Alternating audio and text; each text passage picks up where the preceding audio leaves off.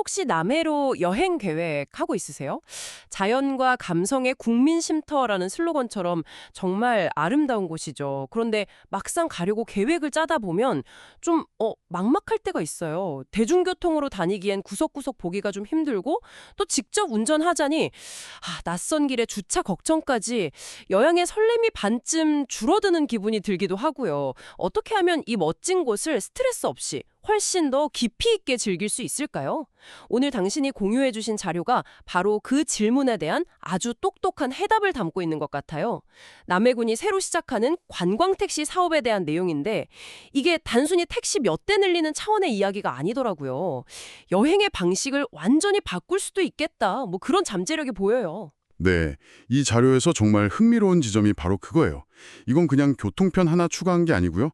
요즘 여행 트렌드의 어떤 문제점을 정면으로 돌파하려는 남해군의 아주 계산된 전략으로 보입니다. 여행 트렌드의 문제점이요? 네, 요즘 많은 여행지가 겪는 문제가 있잖아요. 사람들이 멋진 풍경 앞에서 인증샷만 빨리 찍고 떠나는 거예요. 뭐랄까, 인스타그래머블 관광이라고 하죠. 남해군은 우리 다리 배경으로 사진만 찍고 가지 마세요. 그 다리에 얽힌 이야기를 들어보세요. 라고 말하고 있는 거죠. 와, 이 관광택시 사업은 그 철학을 실현하기 위한 핵심 도구인 셈입니다. 인증샷만 찍고 떠나는 관광에 대한 반격이라니. 그렇게 생각하니까 이 사업이 완전히 다르게 보이네요. 그럼 이걸 한번 제대로 파헤쳐보죠. 자료를 보다가 제가 제일 놀랐던 부분이요. 그냥 관광택시가 아니라 택시 관광 가이드라는 명칭을 쓴다는 점이었어요. 잠깐만요. 이게 그냥 이름만 바꾼 게 아니죠? 그럼요. 이름만 바꾼 게 아니죠. 운전기사님이 가이드 역할까지 한다는 거잖아요. 그리고 그 숨겨진 이야기에 대해 전문적인 교육을 받은 분들이에요.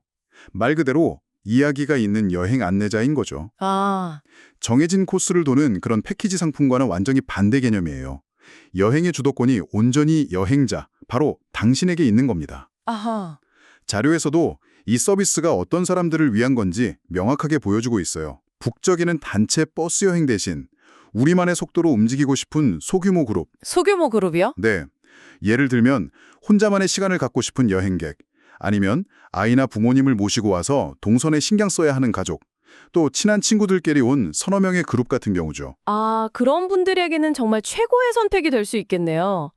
사실 저도 부모님 모시고 여행 갈 때마다 운전하랴, 주차 자리 찾으랴, 다음 코스 검색하랴, 정신이 하나도 없었던 기억이 나거든요. 맞아요. 결국 여행이 아니라 거의 운전 연수가 되어버리는 느낌이랄까요? 하하, 그렇죠. 그런데 이 서비스를 이용하면 운전 걱정 없이 오롯이 여행과 가족에게만 집중할 수 있게 되는 거네요. 바로 그 지점이에요. 어디 가지? 라는 그 계획의 막막함과 어떻게 가지? 라는 이동의 번거로움을 동시에 해결해 주는 거죠. 여기서 더 중요한 건 계획의 유연성입니다. 유연성이요? 네.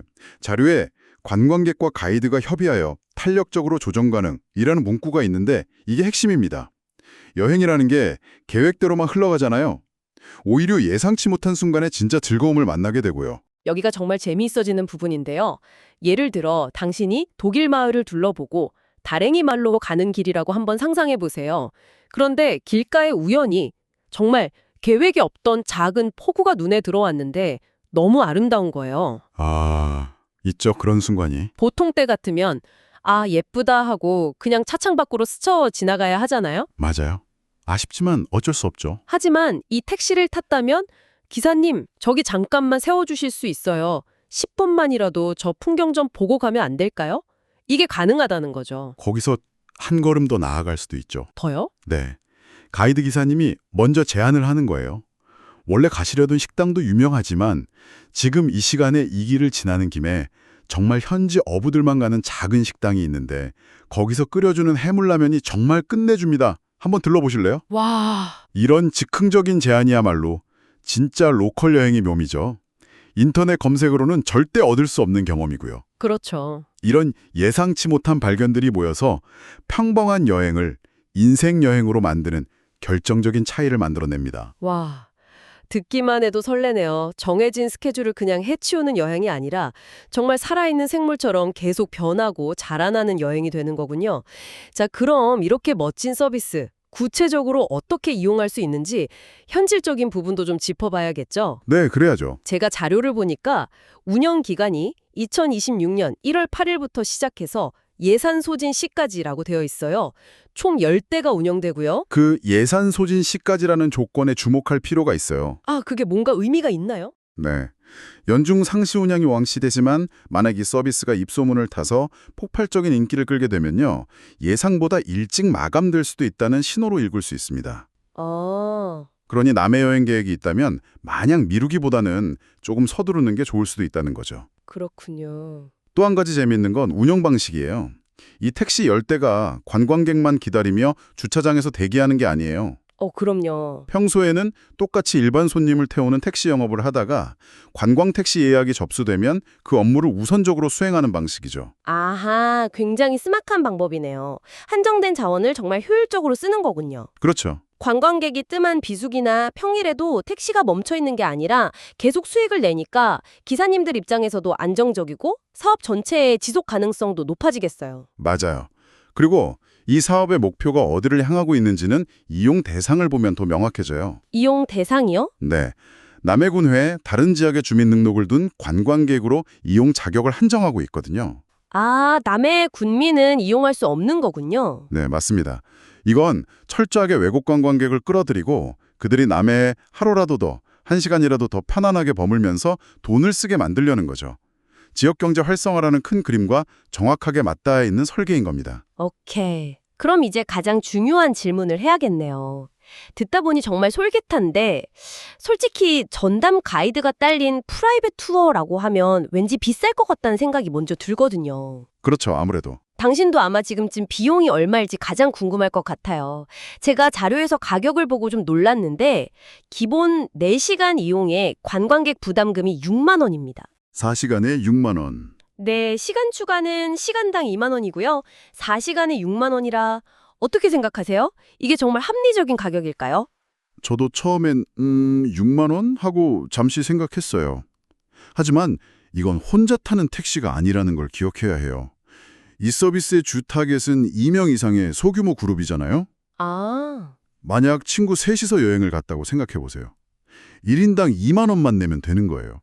그렇게 계산하니까 느낌이 확 다르네요. 4명이 꽉 채워 타면 1인당 1만 5천 원으로 4시간 동안 남해의 핵심적인 곳들을 프라이빗하게 우리끼리만 돌아볼 수 있는 거죠. 4명이면 1인당 웬만한 카페에서 커피랑 케이크 한 조각 먹는 비용이잖아요. 바로 그거죠. 근데 솔직히 말하면 요즘 렌터카 하루 빌리는 비용도 그 정도 하지 않나요? 그냥 차를 빌려서 직접 운전하는 거랑 비교하면 어떨까요? 아주 좋은 질문이에요. 단순히 표면적인 금액만 비교하면 안 되고 그 비용에 포함된 숨겨진 가치를 봐야 합니다. 숨겨진 가치요? 네. 렌터카를 빌리면 일단 보험료, 유류비가 추가로 들죠. 하지만 그보다 더 큰 비용은 바로 시간과 감정이에요. 시간과 감정? 낯선 여행지에서 내비게이션 보면서 길 찾느라 스트레스 받는 시간. 성수기의 관광지마다 주차 공간 찾아 몇 바퀴씩 뱅뱅 도는데 허비하는 시간과 노력, 그리고 그 과정에서 쌓이는 피로와 짜증, 이런 보이지 않는 비용까지 전부 고려해야 해요. 아, 이 6만 원은 그런 모든 기회비용을 없애주는 가격인 셈이죠. 듣고 보니 그러네요. 여행에서 시간과 에너지는 돈만큼이나 소중한 자원이니까요. 주차하느라 30분 허비하고 나면 사실 여행할 기분도 싹 사라지잖아요. 그럼요. 그런 걸 막아준다는 것만으로도 충분히 가치가 있겠어요. 그럼요. 그리고 가장 중요한 가치를 빠뜨렸죠. 또 있어요? 바로 현지 전문가의 지식이라는 무형의 자산이요. 인터넷 블로그에 나오는 뻔한 맛집 말고 기사님이 수십 년간 살아오면서 직접 겪고 맛본 진짜 로컬 맛집 정보, 와, 그건 진짜... 지도에는 나오지 않는 비밀스러운 포토스팟, 이런 건 돈으로 환산할 수 없는 가치죠. 이 모든 걸 종합하면 6만 원은 결코 비싼 가격이 아니라 오히려 남해군이 관광객 유치를 위해 상당한 보조금을 투입한 매우 전략적인 가격이라고 볼 수 있습니다. 와, 완벽하게 설득됐어요. 그럼 이렇게 가성비 넘치는 서비스를 이용하고 싶다면 어떻게 해야 할까요? 신청 방법이 복잡하면 그림의 떡일 텐데요. 그렇죠. 편리해야죠. 이것도 자료에 아주 친절하게 나와 있네요.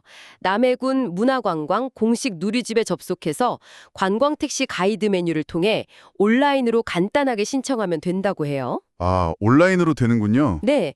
혹시 궁금한 점이 있으면 직접 물어볼 수 있도록 남해군 관광진흥과 관광정책팀 연락처까지 명시되어 있고요. 여행 전에 미리 예약할 수 있으니 계획 짜기에도 정말 편할 것 같습니다. 네, 온라인으로 간편하게 예약할 수 있다는 점도 이 서비스의 큰 장점이죠. 여행을 떠나기 전에 모든 걸 확정하고 싶어하는 계획적인 여행자에게는 안정감을 주고 또 여행 중에 즉흥적으로 내일은 택시 투어 해볼까 싶을 때도 스마트폰으로 쉽게 접근할 수 있으니까요. 오늘 당신이 보내주신 자료 덕분에 남해군의 관광택시 사업을 정말 속속들이 들여다봤네요. 쭉 살펴보고 나니 이건 단순히 교통 문제를 해결하는 걸 넘어서 여행자 개개인의 경험의 질을 어떻게 높일 수 있을까를 깊이 고민한 아주 섬세한 정책이라는 생각이 듭니다. 맞아요. 그런데 이 모든 완벽한 계획이 성공적으로 안착하려면 결국 가장 중요한 열쇠를 준 사람들이 있어요. 아, 누구요? 바로 이야기가 있는 여행 안내자 역할을 하실 택시기사님들이죠. 아, 그렇죠. 이 사업의 성패는 전적으로 그분들의 역량에 달려 있다고 해도 과언이 아닐 거예요.